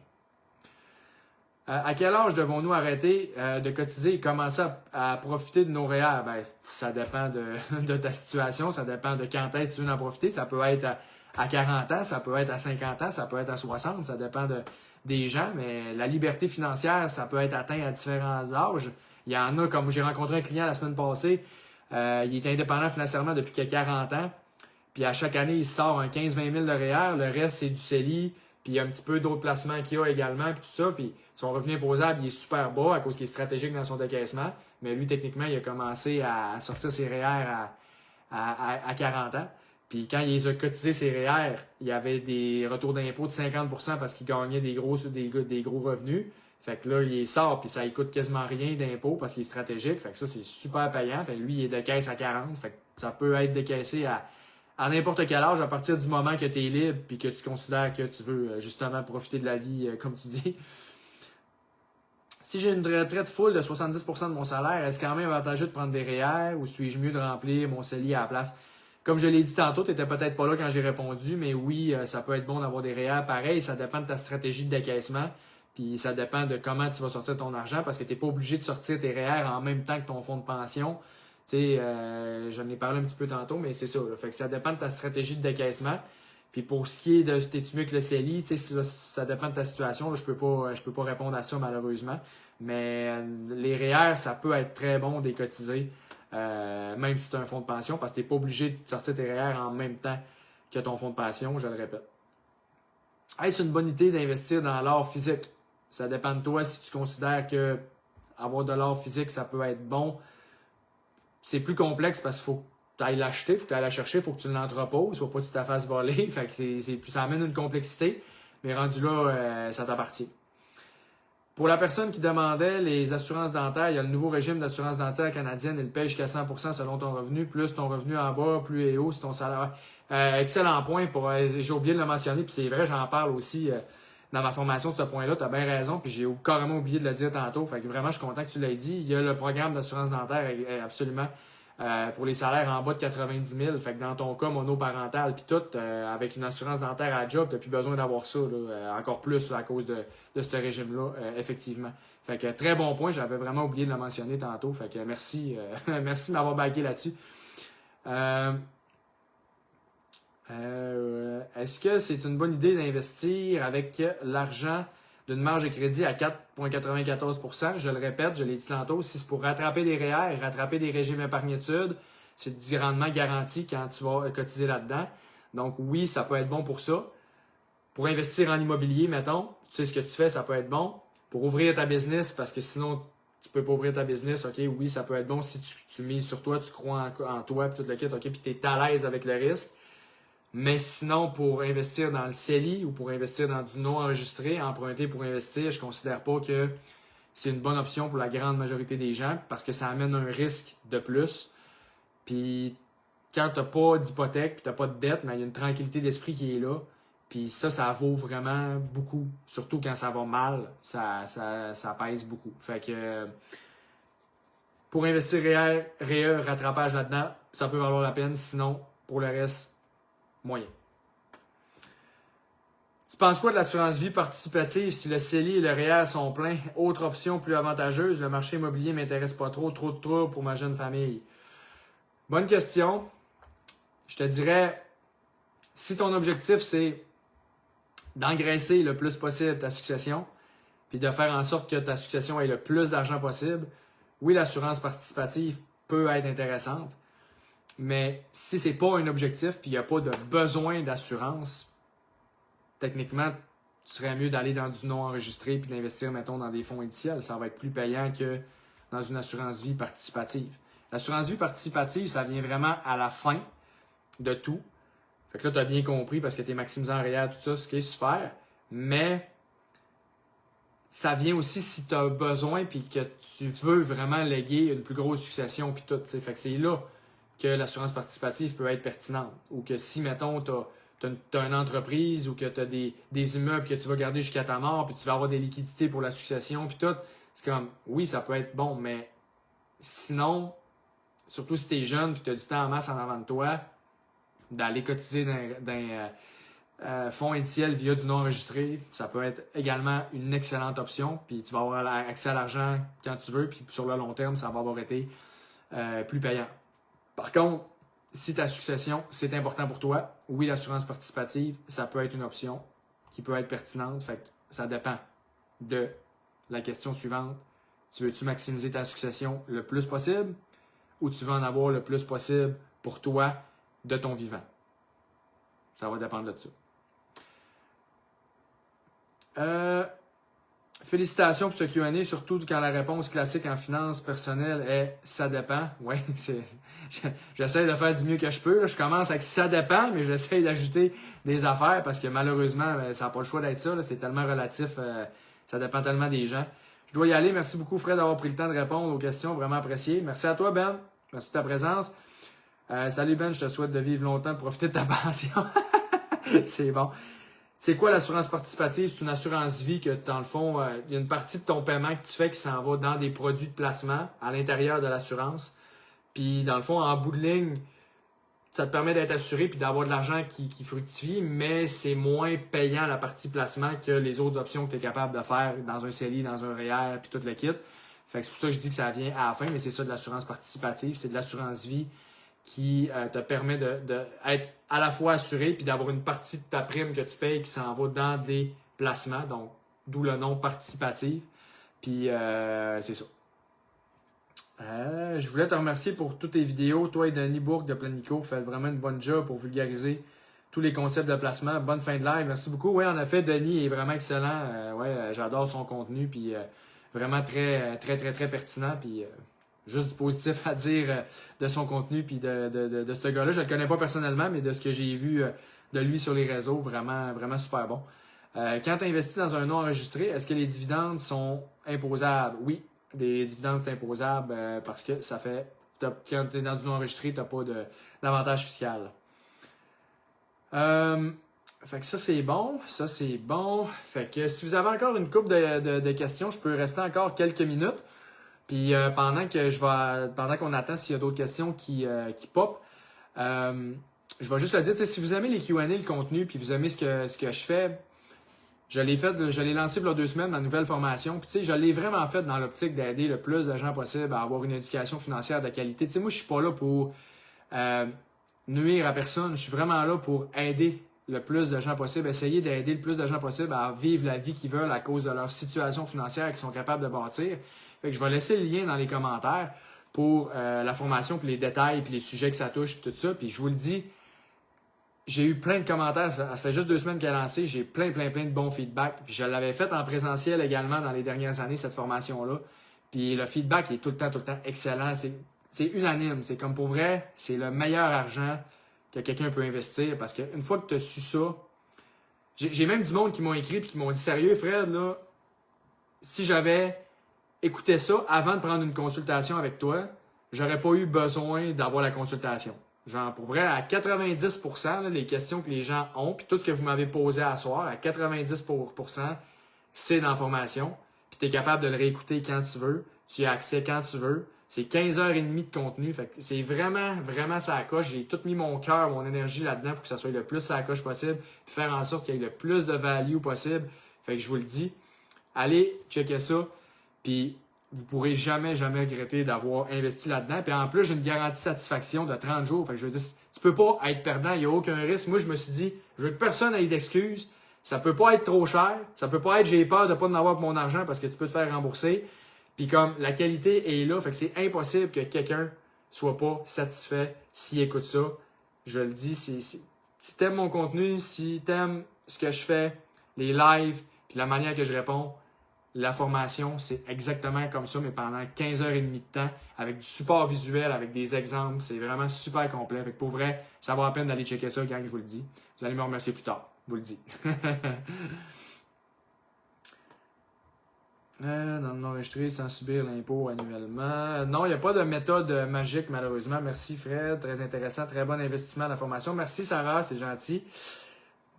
Si tu l'as suivi, écoute, tu peux aller laisser un petit review sur ma page Facebook ou sur ma page Google d'Altic. C'est tout le temps apprécié, des petits reviews. Ça aide beaucoup à justement que les gens voient que la formation est concrète et qu'il y a du monde qui sont satisfaits. Fait que si tu peux aller laisser des reviews, c'est toujours apprécié. Merci. Ça, c'est bon. Ça, c'est bon. Quand on commence à investir par soi-même, comment savoir dans quel fonds indiciel investir? Toutes les réponses sont dans la formation, pour vrai. Puis c'est pas parce que je veux pas te donner la réponse. Hein. En gros, tu pourrais investir dans VEQT, XEQT, des portefeuilles à répartition d'actifs. Va commencer à faire tes recherches là-dedans, OK? Les portefeuilles à répartition d'actifs, style VEQT, XEQT, c'est ce genre de produit-là. Quand tu commences à investir dans les fonds indiciels, c'est vraiment super bon.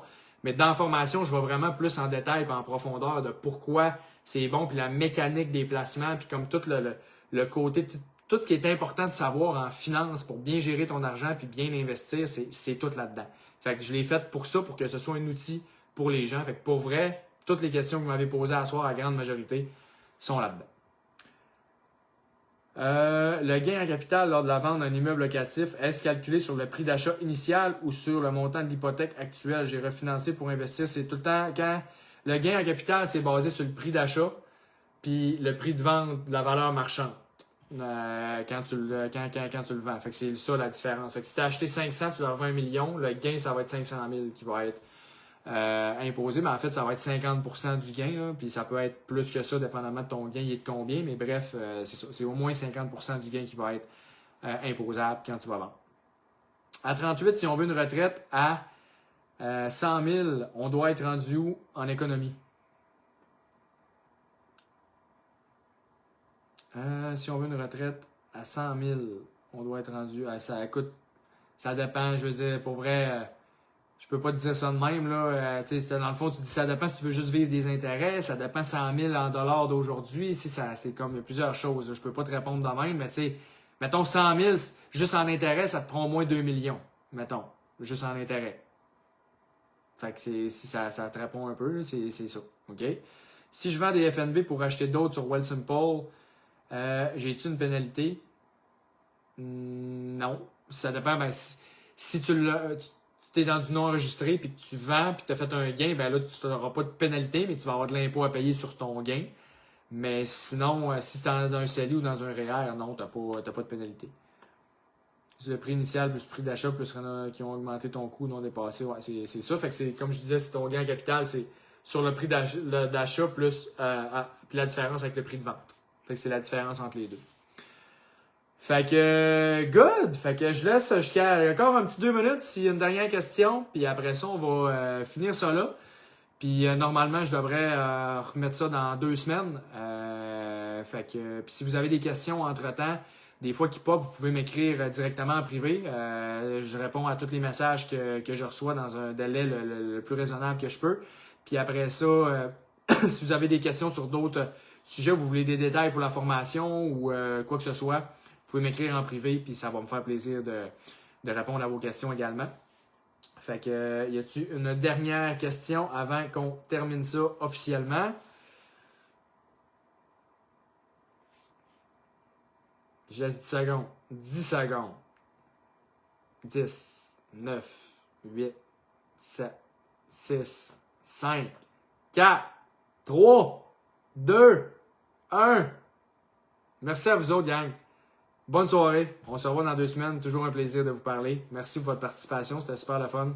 Fait que là, je vais fermer ça. Faut que je ferme sur mon cell parce que j'ai pas fait sur mon ordi. Fait que là, je suis capable de fermer ça. Terminé. Yes, sir. Bonne soirée tout le monde.